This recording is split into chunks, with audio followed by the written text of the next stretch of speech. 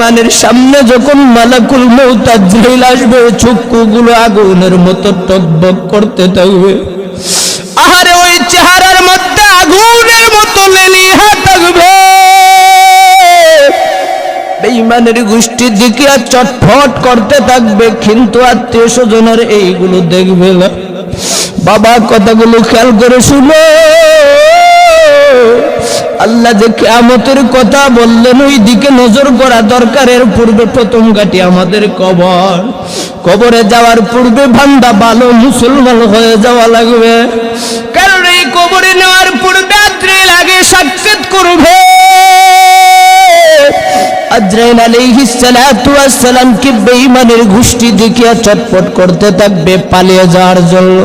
বুঝে থাকলে জবাব দেন, নেককার হোক বা বদকার হোক, যখন সক্রাত আরম্ভ হয় চলার মতন ক্ষমতা থাকেনি। আদা গানলা আত্মীয় স্বজন চতুর্দিকে ঘেরাও করে থাকে, নড়ার মতন কোন সুযোগ নাই।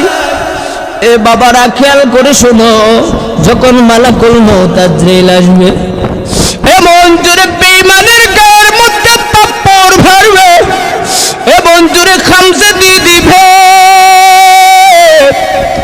এ বাবা আল্লাহর নবী বলেন, যখন আজরাইল জানটা কবজ করলো, যেন আমার গায়ের মধ্যে থেকে একটা পাহাড় পরিমাণ চাপ দিয়ে রাখছে। জিন্দা একটা বকরির চামড়া উঠাইলে যেমন কষ্ট হবে, এ বাবারা যখন জান বের করবে এর চাইতে বড় বেশি কষ্ট হবে। জোরে বলে আল্লাহু আকবার। কোরআনের বিরোধী করবে ঈমানের দায়। আরে আব্দুল্লাহ আজকে দুনিয়ার মধ্যে নাই, এইভাবে এলাকার মধ্যে মাইকিং হয়ে যাবে, মসজিদের মধ্যে এলাল হয়ে যাবে। বাড়িওয়ালা নাই রে, বাড়ি নাই রে দুনিয়াতে, ঠিক কিনা? বাবারা কথা খেয়াল করে শুনো, ওই মাইকিং যখন হয়ে যাবে, মানুষ আত্মীয় স্বজন সবাই একের পর এক আসবে আমার চেহারা দেখার জন্য, আমাদের লাশ দেখার জন্য। পুরা এলাকার মানুষ আসবে, নেটের মধ্যে ছাড়ার পর পুরা দুনিয়া জেনে যাবে ওই এলাকার আব্দুল্লাহ না ভাই, ওই এলাকার আব্দুল্লাহ নামের সন্তানটা দুনিয়া থেকে বিদায় হয়ে গেছে। বাবা আপনি আমি এত কষ্ট কইরা বিল্ডিং সাজাইলাম, আপনি আমি এত কষ্ট কইরা দেশ চাইরা বিদেশের জমিনে প্রবাসে যাইলাম। এ বাবা আজকে আপনার সন্তানকে শান্তি দেওয়ার জন্য, আজকে আপনার বিবির পক্ষে নিয়ে ওই মায়ের উপর আক্রমণ করো, আজকে ওই দুনিয়ার লোভ লালসার মধ্যে পড়িয়া বাবার উপর অত্যাচার করবে। বাবা একবার তাকায় দেখ, ওই বাহিরে যাওয়ার পর যখন বাহির থেকে লাশটা বাড়ির মধ্যে আসবে, এত সুন্দর করে বিল্ডিং বানাইলে, আরে ওই বিল্ডিং আমার সাথে যাবে না, বিল্ডিং এ আমার লাশটা একবার ঢুকাইবে না, ঠিক কি না? বাবা কথাগুলো খেয়াল করে শুনো, আমার মৃত্যুর পর সবাই আমার জানাজার ব্যবস্থা করবে। আমি যাদের সঙ্গে বাজারে যাইতাম, যাদের সঙ্গে আমি হাঁটে চলতাম, সবাই আমার লাশ দেখার জন্য চলে আসবে। একের পর এক আমাকে বিছানা করিয়ে একটা বিছানার মধ্যে শুয়ে দিবে। কেউ যাবে বাঁশবাগানে বাঁশ করার জন্য, আরে কেউ যাবে তোমার আমার গায়ের কেসি দ্বারা কাপড়গুলো খুলে মার্কিন কাপড় আনার জন্য। বাবা কথাগুলো খেয়াল করো রে যুবক ভাই, যারা আজকে মাওলার ভয় অন্তরে ঢুকালো, আরে যারা যারা আজকে এই কবরের মধ্যে কবরের ভয়ের কথা চিন্তা করলেন, ফজরের মধ্যে ঘুমাইয়া ঘুমাইয়া ও বান্দা যারা আজের রাত্রিটা কাটাও, ওই দিকে নজর করো, মৃত্যুর পরে সবাই আসবে আপনার আমার লাশ দেখার জন্য। আমার পায়ের দিকে বান দিয়ে ওই কাপড়ের মুষ্টিটা ধরিয়া দিবে, আমার মধ্যখানে পেটের মধ্যে একটা বাদ দিয়ে প্যাকেটিং করে দিবে। মানুষ আত্মীয় স্বজন আসবে আমাকে দেখার জন্য, আরে আমার মুখটা খোলা রাখবে, সবাই এক নজর তাকায় তাকায় চলে যাবে। আজকে যেই বাবার সন্তান হইয়া বাবার মৃত্যু বিরোধী করলাম, আজকে যেই বাবা হইয়া সন্তানকে তো লালন পালন করাইলাম, ওই বাবা জায়গা দিবে না, সন্তান বাবাকে জায়গা দিবে না। সন্তানে আগে বাবার জানাজা পড়াইয়া ওই খাটুলার মধ্যে উঠাইয়া চারজন চার কাঁধে করে নিয়ে যাবে। কথা কোনটি খিলা বাবা, কথাটা খেয়াল করে শুনো। এমনও হইতে পারে আমি জহিরুল ইসলামের জন্যই মাহফিল জীবনের শেষ। এমনও হইতে পারে এই মাহফিল আমাদের এই মাদ্রাসার কারোর জীবনের শেষ। এমনও হইতে পারে এলাকার এই মজলিসের মধ্যে কারোর জীবনের শেষ মাহফিল।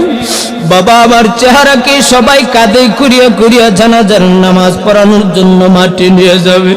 সবাই একা একা আপনা আমার জানাজা সবাই মিলে দেওয়ার পর কাঁধের মধ্যে করে ওই কবরের পাশে নিয়ে যাবে। কবরটা এমন একটা জায়গা, যে জায়গায় রাত্রে যাবে দূরের কথা, মানুষ দিনের বেলা চলতে থাকে না, দিনের বেলায় কবরের মধ্যে যায় না।